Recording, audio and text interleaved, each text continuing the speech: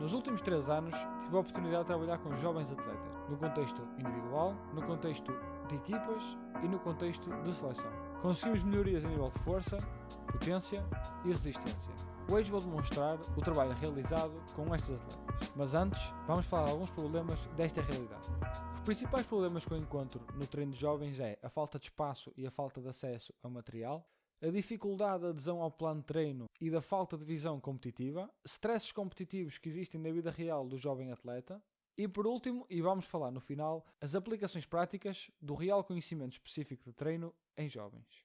Em relação à falta de espaço e à falta de material, creio que quase todos nós já passamos por esta realidade. Treinar sem barras, treinar sem halteres, treinar sem pesos, numa zona do campo limitada e sem recursos. Eu pessoalmente já passei por esta realidade algumas vezes, mas vou explicar 2 delas e da forma como foram resolvidas. A primeira foi quando estava a serviço da Seleção Nacional Sub-19 feminina, onde nós tivemos um estágio no centro do país. Nessa zona, o pavilhão não tinha ginásio nem material de treino de força. O que nós fizemos antes mesmo de começar o estágio foi procurar ginásios perto do nosso alojamento, contactámos os ginásios e conseguimos fazer uma parceria com o ginásio local. Outra vez que isto me aconteceu foi na época passada, onde o pavilhão principal, onde a nossa equipa treinava, estava em obras. O que fez, consequentemente, que a formação tivesse que treinar num pavilhão emprestado pelo município. Nesses pavilhões também não havia material nem espaço de treino físico.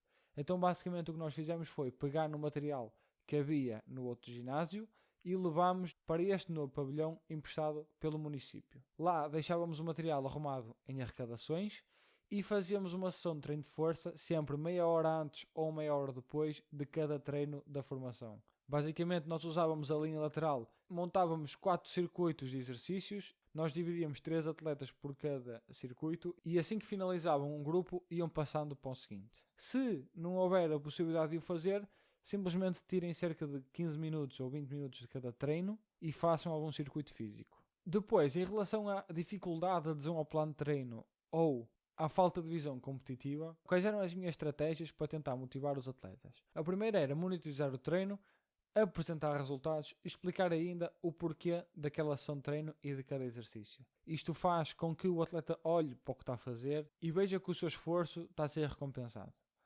Em relação aos stresses externos competitivos com o treino de força, nós temos a escola, onde o atleta tem que ter boas notas, tem que se portar bem, tem que chegar a horas. Temos o treino da modalidade, onde é suposto que o atleta seja bom jogador, onde tome boas decisões, onde melhora dia para dia. E temos ainda o problema da adolescência, onde passa-se por todos os problemas que todos nós sabemos e que todos nós já passamos. Como solução para isto, eu gostava de tornar a parte do treino físico uma parte do dia que fosse divertida. Neste caso, o que é que nós fazíamos?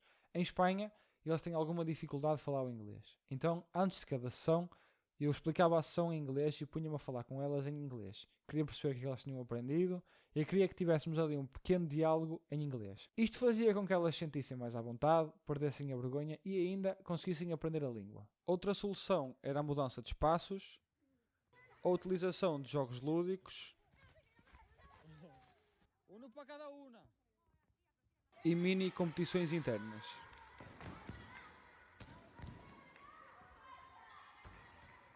Por último, e a parte mais complexa, são as aplicações práticas do real conhecimento específico de treino para jovens. Mas como é que eu estruturo uma sessão de treino para trabalhar a velocidade, a potência, força, hipertrofia, resistência? Como é que fazemos tudo isto? Como é que podemos estruturar isto tudo quando às vezes só temos 1 ou 2 sessões de treino com pouco ou nada material e com pouco ou nada de espaço? Eu vou explicar como é que eu fiz esta estrutura nos últimos anos. Este era um plano de treino que eu utilizava.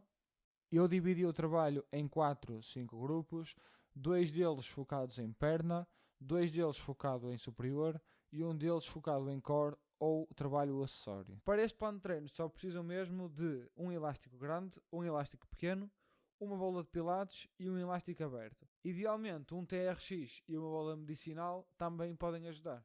Ok, mas isto é só força. Onde é que está a velocidade, a pliometria e a resistência? Nós tínhamos lá umas escadas e nessas escadas tínhamos um espaço plano onde se podia andar. O aquecimento era normalmente correr de um lado ao outro a baixa intensidade. Depois, como é que nós trabalhávamos a velocidade? Já depois temos um aquecimento completo.